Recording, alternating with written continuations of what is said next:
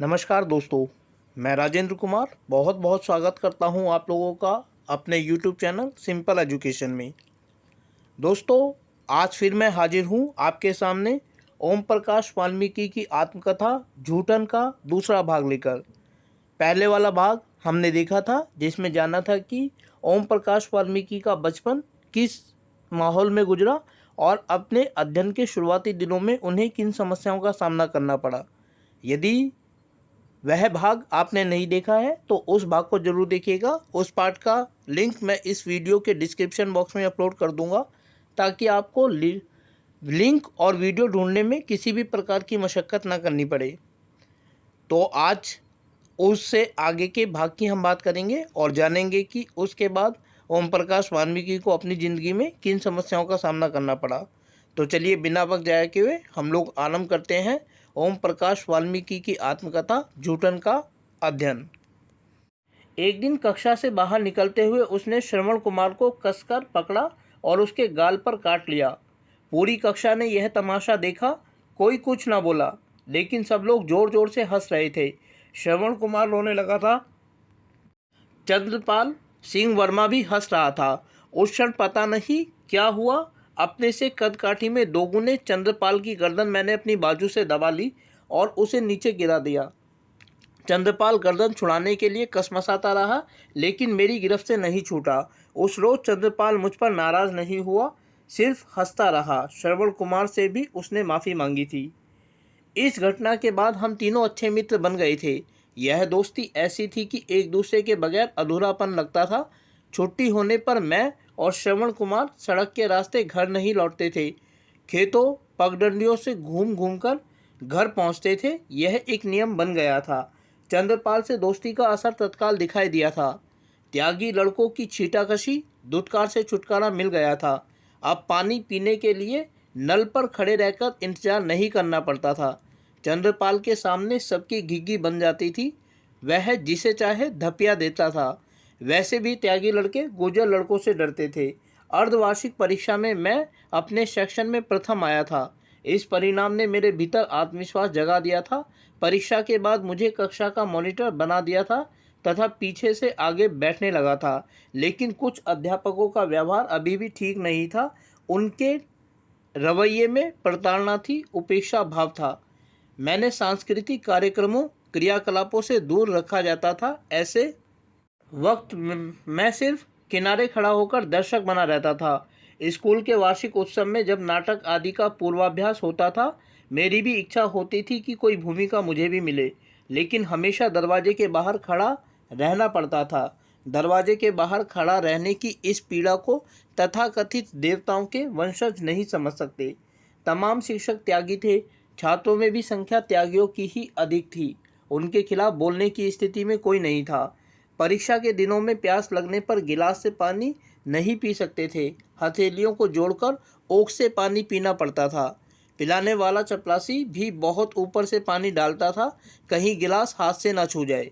School में एक पुस्तकालय था जिसमें पुस्तकें धूल खा रही थी। इसी पुस्तकालय में पुस्तकों से परिचय हुआ था पहली बार।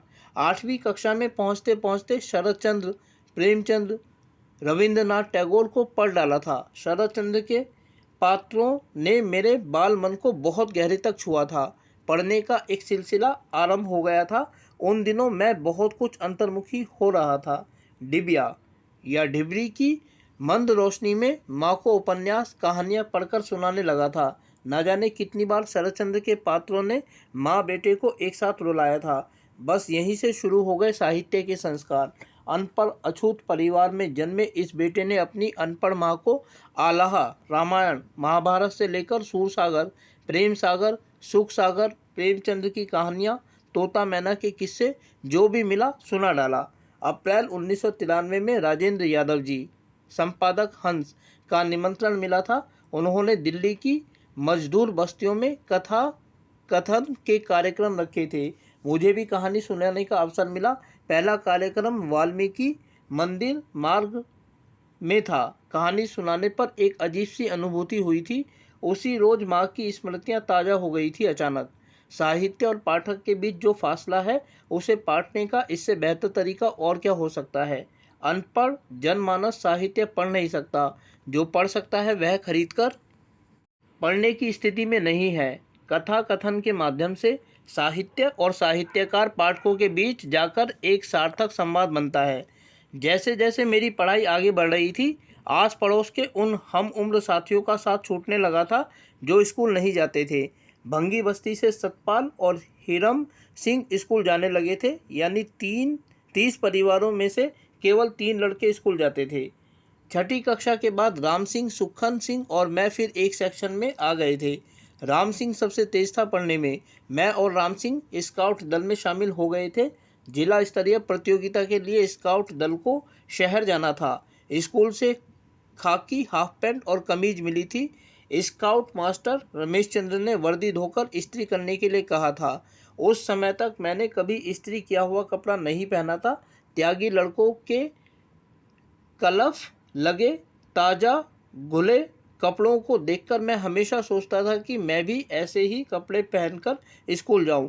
कभी कभी तो त्यागियों के घर से मिली उतरन पहननी पड़ती थी। उन लड़कों को देखकर लड़के चिढ़ाते थे, लेकिन यह उतरन भी हमारी बेबसी को ढक नहीं पाती थी। खाकी वर्दी को मैंने खूब रगड़ रगड़ कर धोया था। समस्या थी इस्त्री करने की। मेरी कक्षा में एक धोबी का लड़का था। मैंने उससे कहा। उसने शाम को घर आने के लिए कहा। शाम को वर्दी लेकर मैं उसके घर गया। मुझे देखते ही उसका बाप चिल्लाया, अबे चूड़े के किंगे घुसा आ रहा है। उसका बेटा उसके पास खड़ा था। मैंने कहा, वर्दी पर इस्त्री करानी है।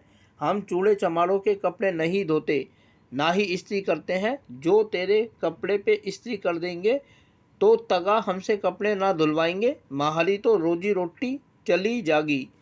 उसने साफ साफ जवाब दे दिया। उसके इस उत्तर ने मुझे हताश कर दिया था। बिना कुछ कहे मैं उल्टे पांव लौट आया था। मन भारी हो गया था। ईश्वर से भरोसा उठ गया था। गरीबी और अभाव से किसी तरह निपटा जा सकता है, जाति से पार पाना उतना ही कठिन है। एक मास्टर थे योगेंद्र त्यागी, कुतुबपुर के रहने वाले थे। आदमी तो भले थे, इतिहास और अंग्रेजी पढ़ाते थे। बोलते अच्छा थे, पढ़ाते भी ठीक थे। इतिहास पढ़ाते समय तारीख जिस तरह बताते थे, मैं हैरान रह जाता था। लगता था कि मास्टर साहब को इतिहास का बहुत ज्ञान है। इतिहास के प्रति मेरे मन में जिज्ञासा उन्होंने ही जगाई थी, जो आज भी बरकरार है। पिताजी को वे पहचानते थे। जब भी मिलते कहते, छोटन अपने लड़के को पढ़ने से मत रोकना। इतना सब होने के साथ साथ वे कक्षा में मुझे अजीब सांसत में डाल देते थे। कोई गलती हो जाने पर पीटने के बजाय मेरी कमीज पकड़कर ऐसे खींचते थे कि कमीज अब फटी। मेरा पूरा ध्यान अपनी कमीज पर रहता था। अपनी ओर खींचते हुए पूछते, सुअर की कितनी साटें, यानी कि सुअर की गोश्त की बोटी खाई है? एक पाव तो खा ही लेते होगे। जब भी मास्टर साहब ऐसी बातें कहते, मुझे रोना आ जाता था। आंखें छलक जाती थी। मास्टर साहब की बातें सुनकर पूरी कक्षा हंसने लगती थी। लड़के इसी बात को लेकर तंग करते थे, अबे चूड़े के सुअर खाता है। ऐसे क्षणों में मुझे वे तमाम त्यागी याद आने लगे थे जो रात के अंधेरे में छुप छुप कर सुअर का गोश्त खाने भंगी मोहल्ले में आते थे। मेरा मन करता उन सबके नाम बता दूं जो लोग छुप छुप कर गोश्त खाने आते थे। वे भी दिन में सबके सामने छुआछूत बरतते थे। ऐसा ही एक नाम था तेजा तगा। कई लोग उससे कर्ज लेते थे। कर्जा देने से पहले वह सुअर का गोश्त और शराब मांगता था। भंगियों के घर का बना तेज मिर्च वाला खाना उसे पसंद था। एक बार मेरे पिताजी ने भी उससे कर्ज लिया था। उस रोज पिताजी ने उसे कच्ची शराब पिलाई थी, सुअर का गोश्त भी खिलाया था। सुअर की साँठें झंझोड़ते हुए उसका चेहरा झबरे कुत्ते जैसा दिखता था। नशे में सुर्ख आंखों से शैतानियत झांकती थी। उसके ब्याज की दर इतनी ज़्यादा थी कि ब्याज देते देते ज़िंदगी बीत जाएगी, मूल ज्यों का ज्यों बना रहेगा। भंगी मोहल्ले के ज़्यादातर लोग कर्ज में डूबे हुए थे। इसी कारण वे किसी भी जाति का विरोध नहीं कर पाते थे। तमाम लोग खामोशी से सब कुछ सह जाते थे। मान सम्मान का कोई अर्थ ही नहीं था। कोई भी आता डरा धमका कर चला जाता था। यह सब रोज का किस्सा था। जसबीर बागडोगरा से अचानक खाली हाथ लौट आया था। रुपए पैसे तो दूर, तन पर ढंग का कपड़ा भी नहीं था। तीर्थराम एंड कंपनी में इतने वर्षों काम करके भी उसके खाली हाथ थे। थक हार कर वह गांव में मेहनत मजदूरी करने लगा था। घर की हालत दिन प्रतिदिन बिगड़ रही थी। इसी बीच जनेश्वर की शादी भी हो गई थी। शादी में तेजा तगा से फिर रुपए उधार लेने पड़े थे। जसवीर को मामा ने देहरादून बुला लिया था। वे नगर पालिका देहरादून में सफाई कर्मचारी थे। 8-10 ठिकाने भी थे जहां साफ सफाई का काम करते थे। एक ही बेटा था, सुरजन। शुरू शुरू में जसबीर मामा का काम करता था। बाद में सर्वे ऑफ इंडिया में उसे पक्की नौकरी मिल गई थी। तनख्वाह तो ज़्यादा नहीं थी, फिर भी कुछ स्थिरता बन ही गई थी। एक बंदी बंधाई आमदनी व्यक्ति को हौसला देती है, उसमें आत्मविश्वास पनपने लगता है। बरसात के दिनों में नरक से कम नहीं थे। गलियों में कीचड़ भर जाता था, जिससे आना जाना कठिन हो जाता था। कीचड़ में सुअरों की गंदगी भरी रहती थी, जो बारिश रुकने के बाद गंधियाने लगती थी। मक्खी मच्छर तो ऐसे पनपते थे जैसे टिड्डी दल। घर से बाहर निकलना दूभर हो जाता था। हाथ पैर गंदगी से भर जाते थे। पाँव में खारवे हो जाते थे। पैर की उंगलियों के बीच की जगह लाल लाल चकत्ते उभर जाते थे। उन खारवों में एक बार खुजली शुरू होती तो फिर रुकने का नाम ही नहीं लेती थी। महीनों रास्तों में कीचड़ और पानी भरा रहता था। पानी से निकलकर ही स्कूल जाना पड़ता था। हमारी बस्ती के इर्द गिर्द जोड़ ज़्यादा थे, उनका पानी गलियों में भर जाता था। बस्ती में एक कुआं था। चंदा इकट्ठा करके कुएं को पक्का कर लिया गया था। कुएं की जगत और मुंडेर काफ़ी ऊंची थी, फिर भी बरसात के दिनों में कुएं के पानी में लंबे लंबे कीड़े हो जाते थे। उस आदमी को पीना मजबूरी थी। टगांव के कुएं से पानी लेने का हमें अधिकार नहीं था। 1962 के साल में खूब बारिश हुई थी। बस्ती में सभी के घर कच्ची मिट्टी के बने थे। कई दिन की लगातार बारिश ने मिट्टी के घरों पर कहर बरपा दिया था। हमारा घर जगह जगह से टपकने लगा था। जहाँ टपकता वहीं एक खाली बर्तन रख देते थे। बर्तन में टन टन की आवाज़ आने लगती थी। ऐसी रातें जाग जाग कर काटनी पड़ती थी। हर वक्त एक डर बना रहता था, कब कोई दीवार धसक जाए। कभी कभी अचानक ही छत में कोई बड़ा सुराख हो जाता था, जिसे बंद करना कठिन काम होता था। कच्ची मिट्टी के मकानों की गीली छत और दीवारों पर चढ़ना किसी खतरे से कम नहीं था। ऐसी ही एक मूसलाधार बारिश की रात में हमारे घर की छत में एक सुराख हो गया था। छत पर चढ़ने का काम मुझे सौंपा गया था, क्योंकि परिवारों में सबसे कम वजन मेरा ही था। तेज बारिश अंधेरी रात में कुछ सूझ नहीं रहा था। पिताजी के कंधे पर पांव रखकर मैं छत पर चढ़ गया था। पिताजी नीचे खड़े मेरा मार्गदर्शन कर रहे थे। संभल के मुंशी जी, पैरा जमा के छत पर मत जाना, दीवार की तरफ ही रहना। मेरे एक हाथ में बड़ा सा मिट्टी का ढेला था, दूसरे हाथ में सुराख को ढूंढ रहा था। अंधेरे में पिताजी लगातार बोल रहे थे, मुंशी जी, मिला गड्ढा। आखिर सुराख ढूंढने में मैं सफल हो गया था। ढेला रखकर उसे बंद कर दिया था। सुराख बंद करके वापस लौटना मुश्किल हो गया था। तेज बारिश में आंखें खोल नहीं पा रही थी। पिताजी की आवाज़ का अंदाज करके मैं धीरे धीरे वापस आ रहा था कि अचानक पाँव फिसल गया। क्षण भर को लगा कि मैं हवा में हूँ, लेकिन उस अंधेरे में भी पिताजी की अनुभवी आंखों ने मुझे देख लिया था और मैं उनकी मजबूत जकड़ में आकर संभल गया था। मेरी चीख सुनकर माँ भी बाहर आ गई थी, लेकिन मुझे सुरक्षित देखकर आश्वस्त हो गई थी। मैं ठंड से काँप रहा था। मुझे कपड़े से पोंछकर माँ ने चूल्हे के पास बिठा दिया था। उस रात हमारी बैठक का एक हिस्सा गिर गया था। माँ और पिताजी एक पल के लिए भी नहीं सोए थे। बस्ती में कई मकान गिर गए थे। लोगों के चीखने चिल्लाने की आवाज़ें आ रही थी। पिताजी ने बाहर निकलकर ऊंची आवाज़ में पूछा था, मामू सब ठीक तो है? उधर से मामू की आवाज़ भी उतनी ही जोर से आई थी, ठीक है, पिछवाड़े की कोठरी गिर गई है। सुबह होते ही बस्ती में भगदड़ मच गई थी। हर कोई सुरक्षित जगह की खोज में निकल पड़ा था। बारिश अभी भी जारी थी। बचे कुचे मकान किसी भी समय गिर सकते थे। पिताजी सुबह होते ही तगांव की तरफ चले गए थे। वे जल्दी ही वापस लौट आए थे। आते ही बोले, जल्दी करो, मामराज की बैठक खुलवा दी है। मैंने जल्दी जल्दी जरूरी चीज़ें समेट ली थी और हम लोग घर का सामान सिर पर रखकर बारिश में भीगते हुए मामराज तगा की बैठक में आ गए थे। मामराज की बैठक वर्षों से बंद पड़ी थी। उसका कोई इस्तेमाल नहीं होता था। दीवारों का प्लास्टर तक उखड़ गया था, फिर भी वह पनाह सुरक्षित थी। मामराज तगा की बैठक में हमने अभी सामान रखा भी नहीं था कि हमारे पीछे पीछे 30-40 जन और आ गए थे। बाकी लोग कहीं दूसरी जगह चले गए थे। देखते ही देखते बैठक भर गई थी। चारों तरफ सामान ही सामान पड़ा था। खाने पकाने के बर्तनों के साथ ज़रूरत भर की चीज़ें थी। बाकी सब वहीं छोड़ छाड़ कर आ गए थे।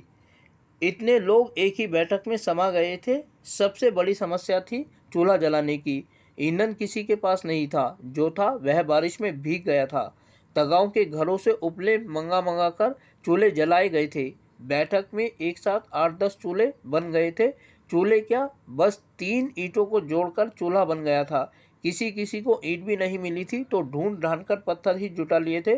चूल्हों में उठते हुए धुएं ने बैठक का नक्शा ही बदल दिया था। उस धुएं में सांस लेना भी मुश्किल था। मर्दों की मंडली बैठक के बरामदे में जमी हुक्के गड़गड़ा रही थी। औरतें चूल्हों से जूझ रही थी। बच्चों की चीख पुकार ऐसी थी कि कुछ सुनाई ही नहीं पड़ रहा था। सांझ होते ही बैठक में अंधेरा गहरा गया था।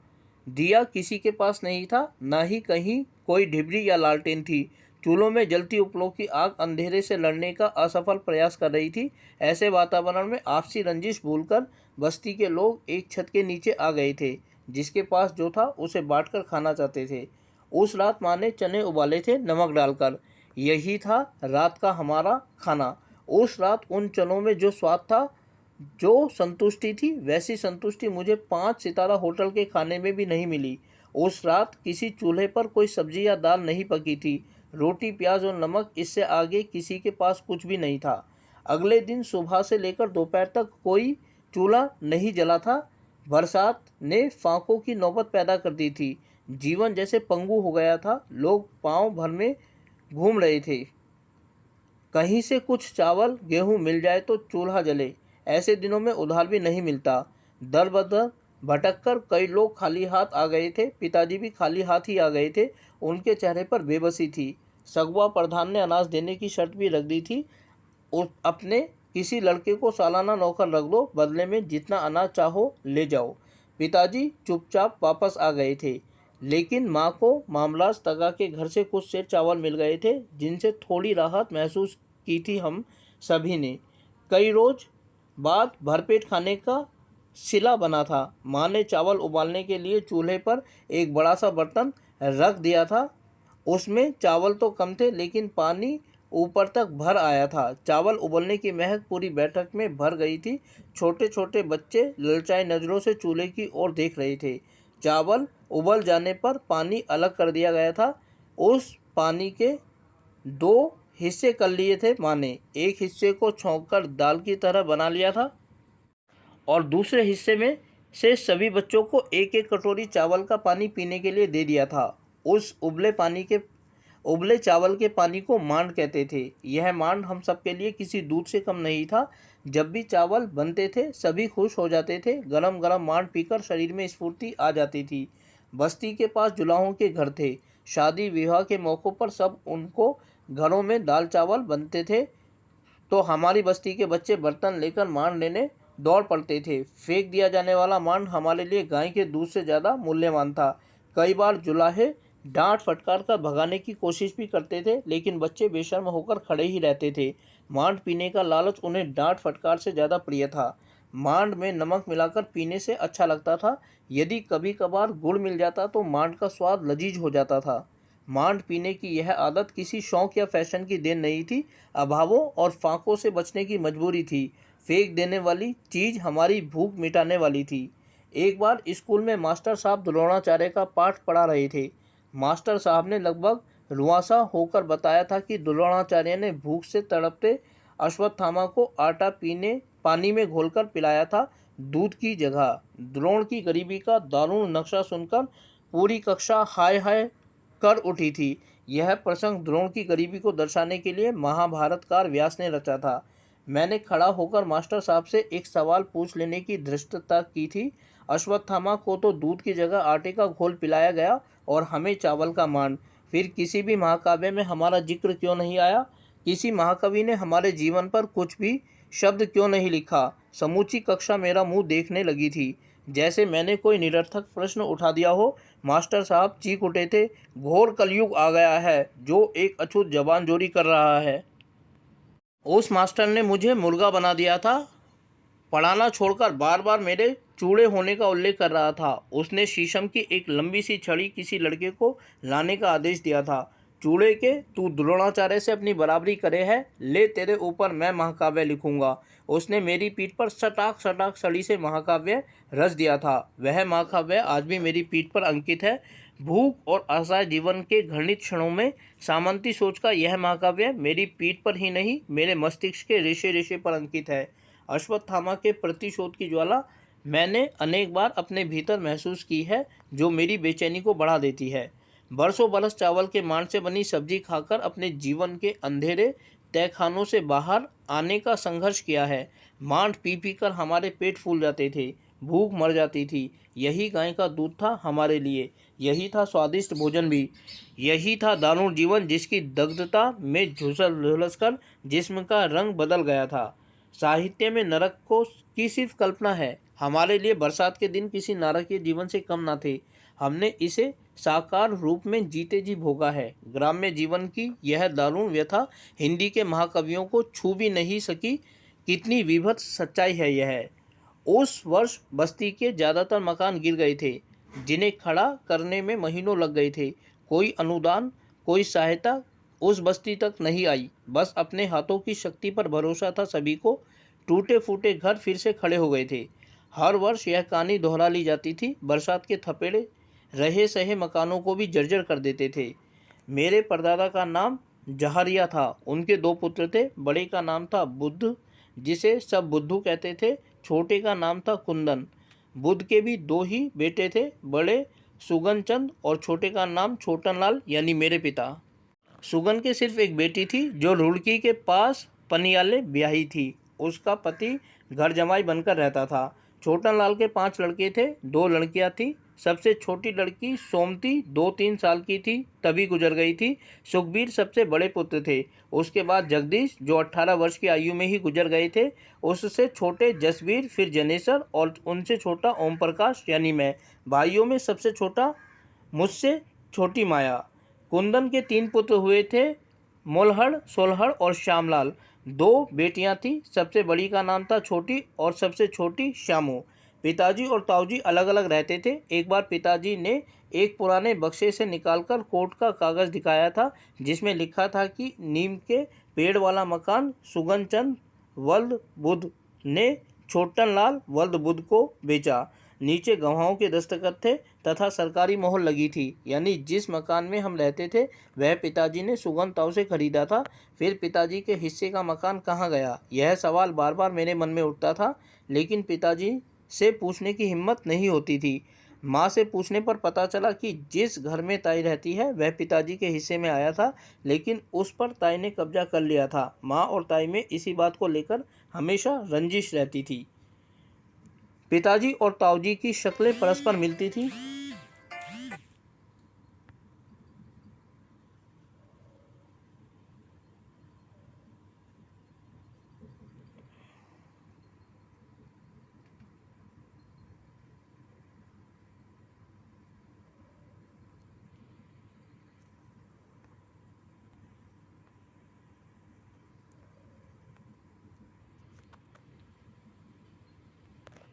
एक सा कद, काठी, रंग, मूछें, यहाँ तक कि चलना भी एक ही जैसा था। दोनों परिवारों की अनबन के बावजूद पिताजी और ताऊजी को कभी हमने लड़ते नहीं देखा।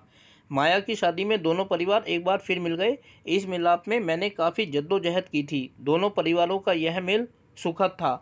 छोटी बुआ जी चुड़ियाले गांव में ब्याही थी। जब भी आती थी घर भरा भरा दिखता था। वे सबकी चहेती थी। पिताजी अपनी चचेरी बहनों पर जान छिड़कते थे। फूफा जी और पिताजी में बेहद घनिष्ठ रिश्ता था। पिताजी ने अपने चचेरे भाई बहनों को कभी अलग नहीं समझा। छोटी बुआ जी की शादी का खर्च पिताजी ने ही किया था। बाद में श्यामो बुआ जी के गौने का खर्च भी पिताजी ने ही किया था। पिताजी के चचेरे भाई मोलहड़ का देहांत भी आकस्मिक ही हुआ था। उस समय उनकी उम्र रही होगी 20 से 22 वर्ष। शादी हो चुकी थी। पूरे परिवार में वे ही थे जो थोड़ा बहुत अक्षर ज्ञान रखते थे। उनकी कुछ किताबें कपड़े में लिपटी बैठक के आले में पड़ी हुई थी। आला काफ़ी ऊंचाई पर था। मैंने एक दिन किसी तरह आले से किताबें निकाल ली थी। उनमें उर्दू और हिंदी की कथा कहानियों की पुस्तकें थी। मैंने उर्दू की किताबें तो वापस रख दी थी, लेकिन हिंदी की पुस्तकें पढ़ डाली थी। एक रोज़ माँ को पता चल गया था उसने वे तमाम किताबें मुझसे छीनकर कहीं छुपा दी थी। बहुत ढूंढने पर भी कहीं नहीं मिली। माँ का डर था चाचा का भूत कहीं मुझे सताने न लगे। तो दोस्तों आज हम यहाँ रुकेंगे। ओम प्रकाश वाल्मीकि की आत्मकथा झूठन के अध्ययन की यह दूसरी वीडियो थी। इससे अगले वाली वीडियो में हम आगे की कहानी जानेंगे। फ़िलहाल यहाँ पर मैं रुकूंगा और आप लोगों से अनुरोध करूँगा कि वीडियो को शुरू से लेकर अंत तक देखें। इसके अलावा इस वीडियो को ज़्यादा से ज़्यादा लोगों तक पहुँचाने के लिए ज़्यादा से ज़्यादा शेयर करें और यदि वीडियो अच्छी लगी तो वीडियो को लाइक ज़रूर करें, चैनल को सब्सक्राइब भी ज़रूर करें। और यदि आप किसी तरीके की सलाह देना चाहते हैं, कोई प्रश्न पूछना चाहते हैं तो खामोश ना बैठे, कमेंट बॉक्स में अपनी राय अवश्य दें। मैं आपके राय, सुझाव और सजेशंस का दिल से सम्मान करूंगा। फिलहाल आप लोगों से विदा लेना चाहूँगा। वीडियो को देखने के लिए आपका बहुत बहुत धन्यवाद।